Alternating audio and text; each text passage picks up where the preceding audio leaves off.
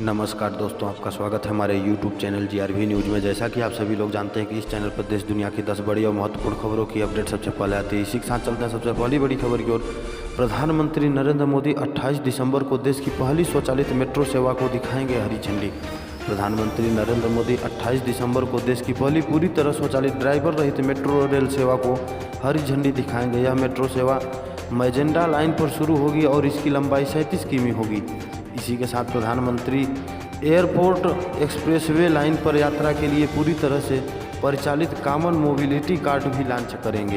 इसी के साथ अगली खबर, योगी सरकार साहूकारी अधिनियम को खत्म करने की तैयारी में, नए लाइसेंस व नवीनीकरण पर रोक। साहूकारी के जाल में फंसकर अब लोगों की जान नहीं जाएगी। यूपी साहूकारी अधिनियम को समाप्त करने का शासन स्तर पर खाका तैयार कर लिया गया है। राजस्व परिषद द्वारा जनपद स्तर पर साहूकारी लाइसेंस संबंध में रिपोर्ट मांगी है। वहीं जिले में उप सहकारी अधिनियम 1976 के तहत नए लाइसेंस जारी करने व नवीनीकरण पर रोक लगा दी गई है।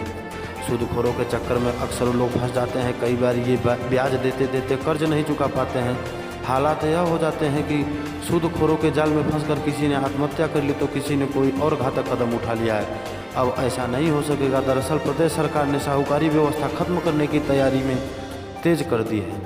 इसी के साथ अगली खबर, सख्त पहरे में रखी जाएगी कोरोना वैक्सीन स्टोर से टीकाकरण केंद्र तक तैनात रहेगी फोर्स। कोरोना से जंग के लिए आ रही वैक्सीन सख्त पहरे में रखी जाएगी। वैक्सीन की सुरक्षा के लिए कड़े इंतजाम किए जाएंगे। वैक्सीन स्टोर से लेकर वैक्सीनेशन सेंटर तक हर जगह वर्दीधारी मौजूद रहेंगे। वैक्सीन को एक जगह से दूसरी जगह ले जाने के दौरान पुलिस मौजूद रहेगी। पुलिसकर्मियों के मौजूदगी में टीकाकरण अभियान भी होगा। गोरखपुर में कोरोना का टीका अगले महीने के अंतिम पखवाड़े में शुरू हो सकता है। मंगलवार को IMA प्राइवेट डॉक्टर व नर्सिंग होम संचालकों के साथ हुई बैठक में स्वास्थ्य विभाग के अधिकारियों ने 26 जनवरी के बाद टीकाकरण शुरू करने की जानकारी दी है। इसी के साथ अगली खबर, बिहार में नए साल में उपभोक्ताओं को 5 से 10% तक अधिक चुकानी पड़ सकती है बिजली की कीमत। बिहार के विद्युत उपभोक्ताओं के लिए नए साल में नई बिजली दरें लागू हो सकती हैं। दोनों बिजली कंपनियों ने इसके लिए याचिका तैयार कर ली है। बिहार विद्युत विनियामक आयोग के पूरी तरह सक्रिय होने के बाद ही बिजली कंपनी की ओर से बिजली दर की याचिका दायर की जाएगी।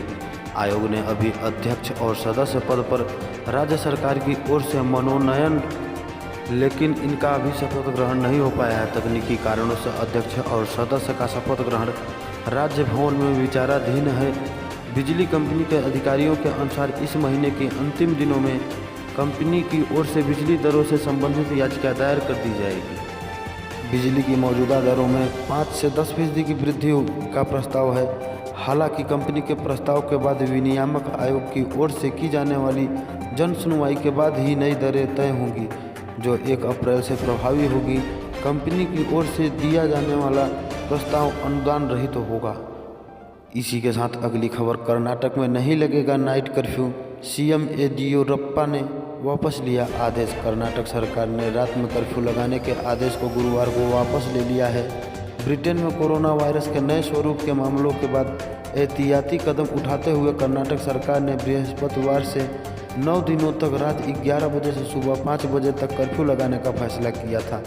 मुख्यमंत्री BS येदियुरप्पा ने एक बयान में कहा, नाइट कर्फ्यू को लेकर लोगों की राय के मद्देनजर फैसले की समीक्षा की गई। मंत्रिमंडल के सहयोगी और वरिष्ठ अधिकारियों से चर्चा के बाद रात्रिकालीन कर्फ्यू के आदेश को वापस लेने का फैसला किया गया है। इसी के साथ अगली खबर, चीन के धोखेबाजी के बाद भारत नहीं कर रहा कोई गलती। बॉर्डर पर बनाई 22 नई चौकियाँ।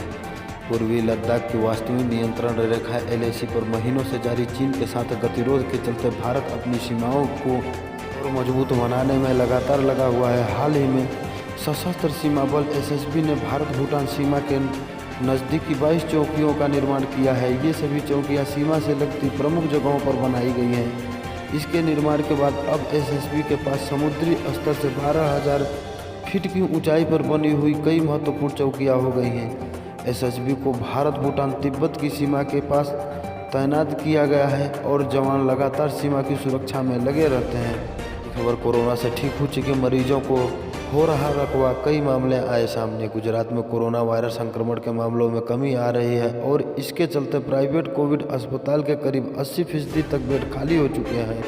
लेकिन इस बीच यहाँ कोरोना से ठीक हुए लोगों में एक नई समस्या का पता चला है। दरअसल इसमें कुछ मरीजों में लकवा की शिकायत देखने को मिल रही है। राज्य में कोरोना के संक्रमण से उबरने वाले कई रोगियों में म्यूकोसल माइक्रोसिस के बाद अब गुइलियन बेरे सिंड्रोम नामक दुर्बल बीमारी की पुष्टि हुई है। अहमदाबाद के सिविल अस्पताल में ऐसे करीब 10 मामले सामने आए हैं, जबकि कुछ मामले अहमदाबाद के अलावा अन्य स्थानों में मिले हैं। इसी के साथ अगली खबर, आज से बिना फास्ट ट्रैक वाहनों के रजिस्ट्रेशन पर रोक, जाने आरटीओ के नए नियम। 1 जनवरी से टोल प्लाजा से गुजरने वाले 4 पहिया वाहनों पर फास्ट ट्रैग जरूरी है। ऐसे में बिना फास्ट ट्रैग वाहनों के रजिस्ट्रेशन पर 25 दिसंबर से रोक लगा दी जाएगी। इस संबंध में आरटीओ ने बुधवार को डीलर को दिशा निर्देश जारी कर दिए हैं। आरटीओ प्रशासन रामफेर द्विवेदी बताते हैं कि सभी 4 पहिया वाहनों में फास्ट ट्रैग अनिवार्य होगा। साथ ही चेकिंग दल वाहन चालकों को फास्ट ट्रैग लगवाने के लिए चेतावनी भी देंगे। उन्होंने बताया कि लखनऊ आरटीओ कार्यालय में हर प्रकार के 4 पहिया वाहन पंजीकृत वाहनों की संख्या 6 लाख के पार है। इसमें 1.25 लाख के करीब वाहन चलन में नहीं है। उधर 1.5 लाख व्यावसायिक वाहन है और 3 लाख के ऊपर निजी वाहनों का रजिस्ट्रेशन है। इसमें मात्र 25% वाहनों में ही फास्ट ट्रैग लगे हैं। इसी के साथ अगली खबर, अगले साल घट जाएगी आपकी सैलरी। मोदी सरकार की कुछ ऐसी है प्लानिंग, लागू होंगे ये नियम। अगले साल से कर्मचारियों के ग्रेच्युटी और भविष्य निधि पीएफ मद में बढ़ोतरी होगी। वहीं हाथ में आने वाला पैसा टेक होम सैलरी घटेगा। यहाँ तक कि कंपनियों की बैलेंस शीट भी प्रभावित होगी। इसकी वजह है पिछले साल संसद में पास किए गए 3 मजदूरी संहिता विधेयक, कोड ऑन वेजेज बिल। इन विधेयकों के अगले साल 1 अप्रैल से लागू होने की संभावना है। यहीं पे समाचार समाप्त होता है। इसी प्रकार के समाचार को पाने के लिए इस चैनल को सब्सक्राइब करें और ज़्यादा से ज़्यादा शेयर करें।